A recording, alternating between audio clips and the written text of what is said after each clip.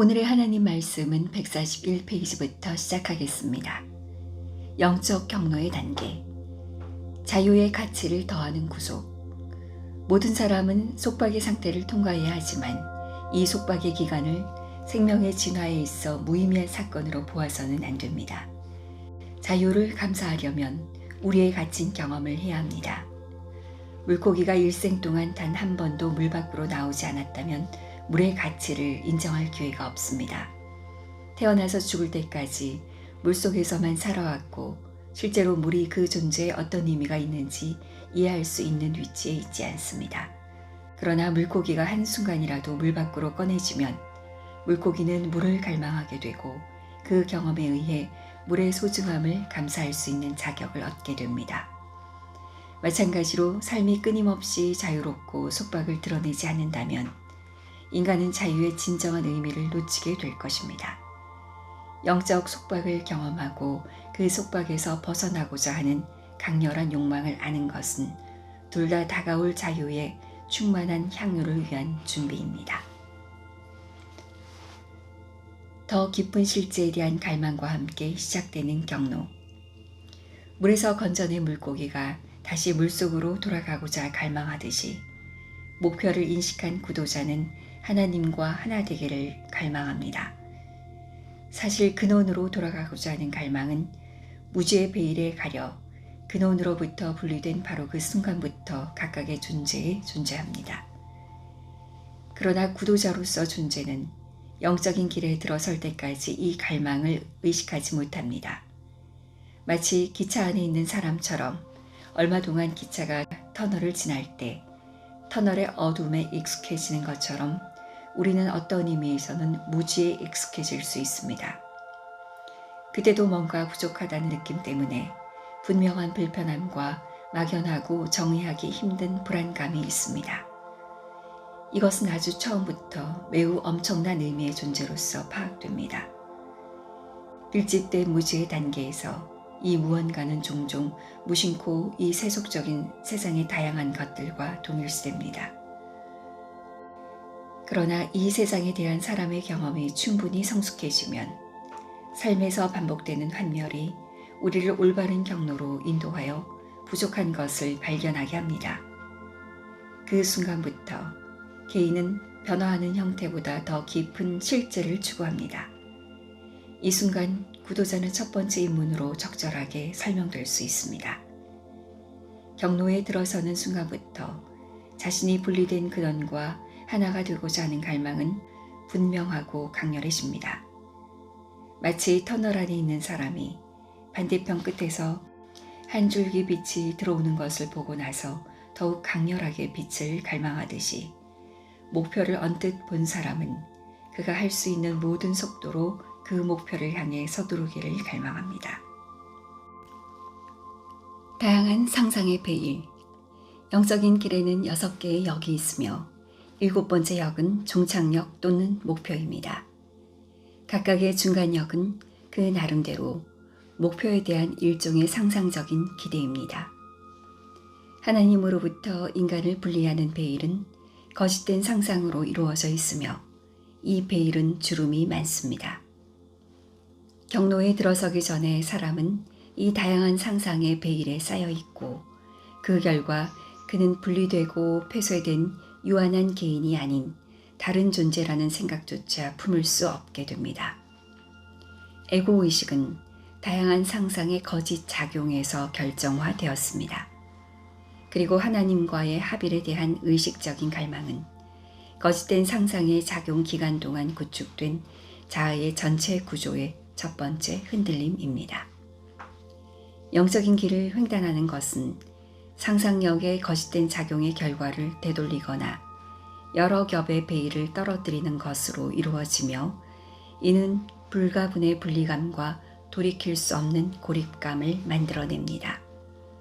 지금까지 인간은 자신의 분리된 존재에 대한 관념을 확고히 고수했고 그것을 두꺼운 무지의 막강한 벽 뒤에 단단히 고정시켰지만 이제부터 그는 더 큰 실제와 일종의 소통을 시작합니다. 그가 실제와 더 많이 소통할수록 무지의 베일은 더 얇아지게 됩니다. 분리와 이기주의가 점차 달아감에 따라 그는 더 큰 실제에 통합되는 감각을 갖게 됩니다. 거짓된 상상력의 점진적인 반전. 분리감을 형성하는 것은 상상의 비행의 결과입니다. 그러므로 스스로 만들어낸 분리감을 타파하고 실제와 합일된 존재는 상상의 거짓 작용을 반전시킴으로써 확보됩니다. 상상을 완전히 없애는 행위는 깊은 잠에서 깨어나는 행위에 비유될 수 있습니다. 거짓된 상상에서 벗어나는 과정의 여러 단계는 종종 깊은 잠과 완전한 각성 사이에 가교 역할을 하는 꿈에 비유될 수 있습니다. 상상의 거짓된 다양한 작용을 제거하는 과정은 점진적이며 7단계로 이루어져 있습니다. 상상의 베일을 한 겹 벗기는 것은 분명 빛과 진리를 향한 진전이지만 실제와 하나가 되는 결과는 아닙니다. 그것은 단지 덜 거짓된 상상을 위해 더 많은 거짓된 상상을 포기하는 것을 의미합니다. 에고의식에 의해 구성된 분리감의 정도에 따라 상상력의 허위성의 정도가 다릅니다. 거짓된 상상을 직접 벗어나는 과정의 각 단계는 에고에 대한 확실한 마모의 방법입니다. 그러나 목표의 최종 실현까지 경로의 모든 중간 단계는 다음 단계를 위한 하나의 상상의 비행을 떠나는 것으로 구성됩니다. 그것들은 상상의 중단에 해당하지 않습니다. 경로의 중간 단계는 상상의 창조물. 이러한 상상의 비행은 있는 그대로의 참나의 진정한 존재에 어떠한 진정한 변화를 가져오지 않습니다. 변화하는 것은 참나가 아니라 그것이 무엇인지에 대한 발상입니다. 가령 백일몽이나 환상에서 여러분의 몸이 실제로 인도에 있는 동안 자신이 중국에 있다고 상상해 봅시다. 환상이 끝날 때 여러분은 자신의 몸이 사실 중국이 아니라 인도에 있다는 것을 깨닫게 됩니다. 주관적인 관점에서 보면 이것은 중국에서 인도로 돌아가는 것과 같습니다. 같은 방식으로 신체와의 점진적인 비동일시와 대영혼과의 점진적인 동일시는 비록 경로의 실제 횡단에 비교할 만하지만 사실 경로의 다른 중간 단계들은 모두 똑같이 상상놀이의 창조들입니다. 깨달음의 허위적인 감각. 따라서 6개의 상승 단계는 모두 상상의 영역 내에 있습니다. 그러나 각 단계에서 분리감을 깨뜨리고 더 큰 실제에 합치되는 것을 발견하는 것은 너무 강력하고 명확해서 그 사람은 종종 깨달음의 허위적인 감각을 갖습니다. 산을 오르는 사람이 깊은 계곡에 와서 그 광경에 너무 매료되어 진짜 목표를 잊고 잠시 동안 자신이 목표에 도달했다고 믿는 것처럼 구도자도 중간 단계를 목표 그 자체로 오인합니다.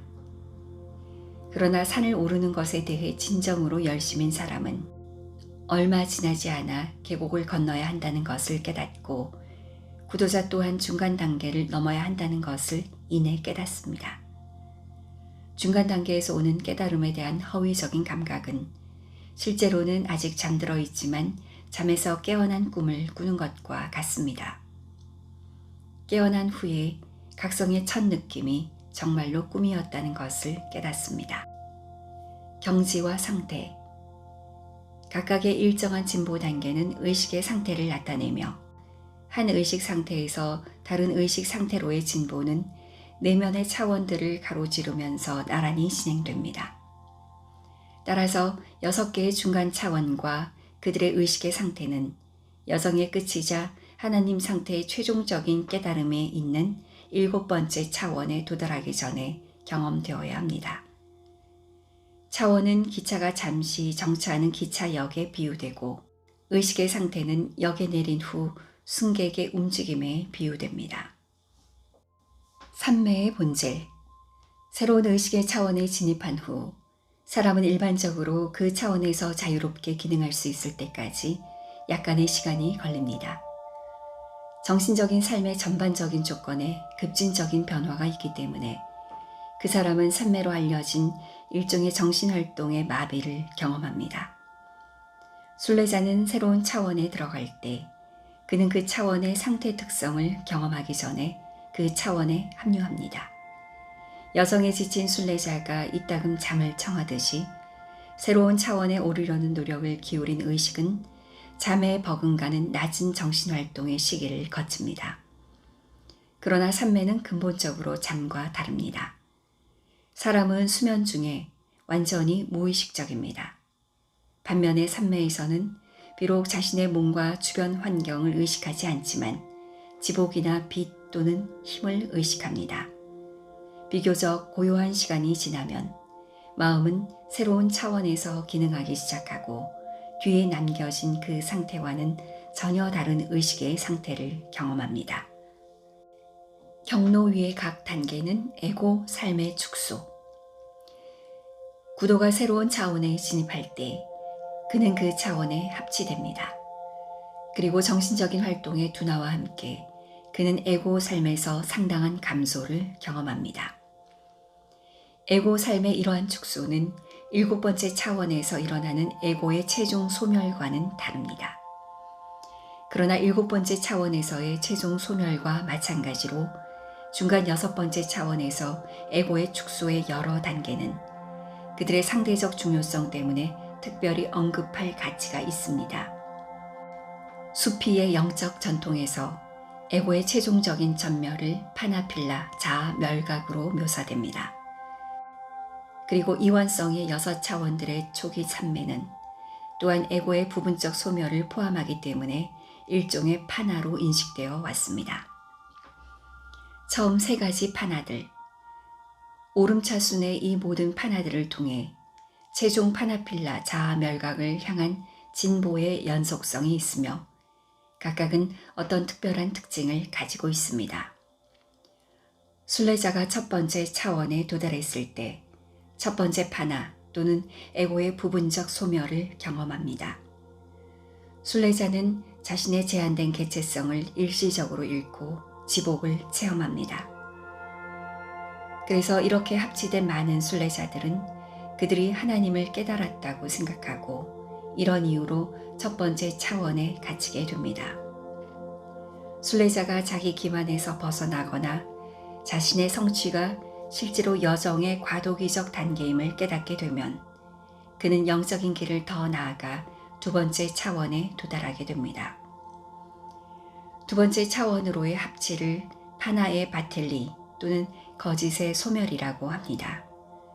순례자는 이제 지복과 무한한 빛에 흡수됩니다.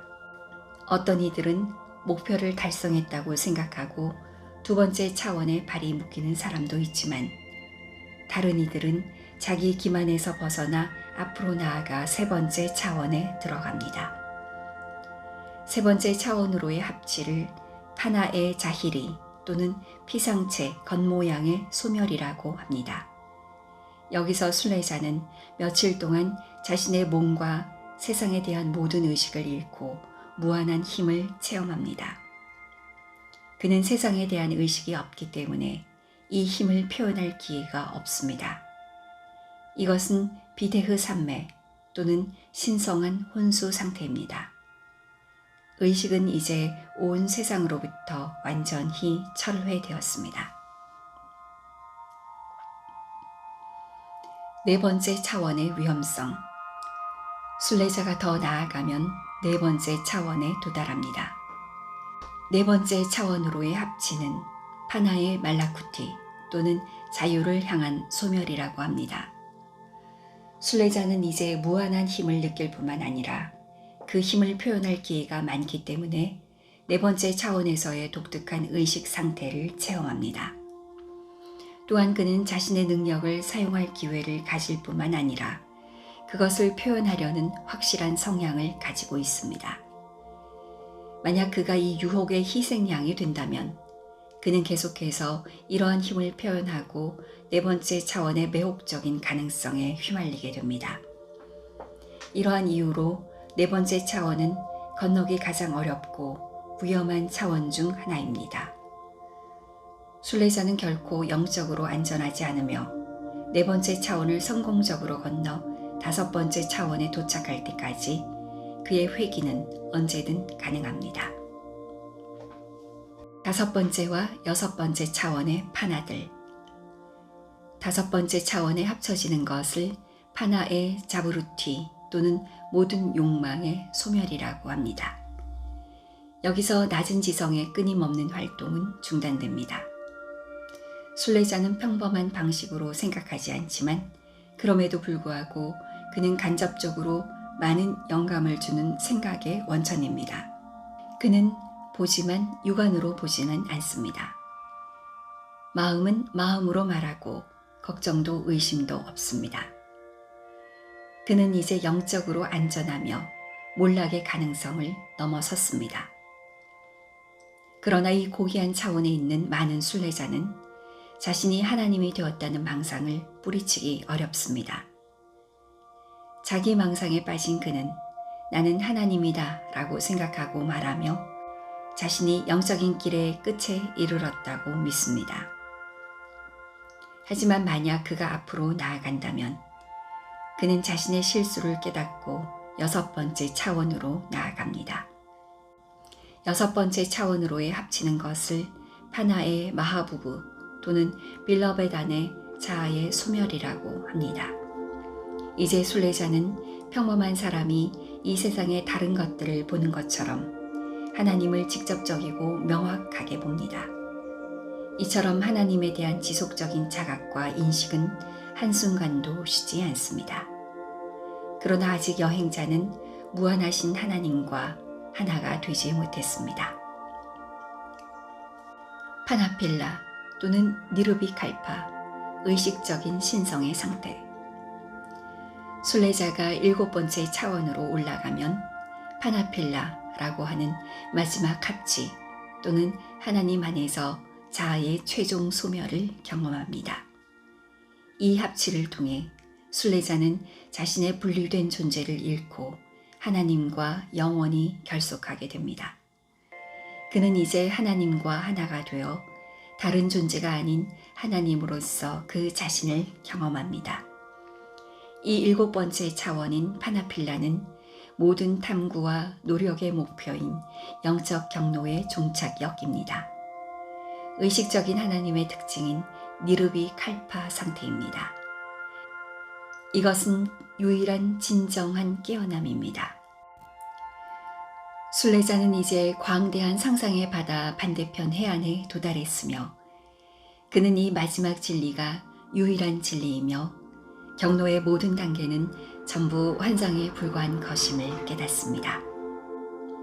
그는 최종 목적지에 도달했습니다. 메허바바의 담론, 영적인 길의 단계들 128페이지에서 134페이지 첨부.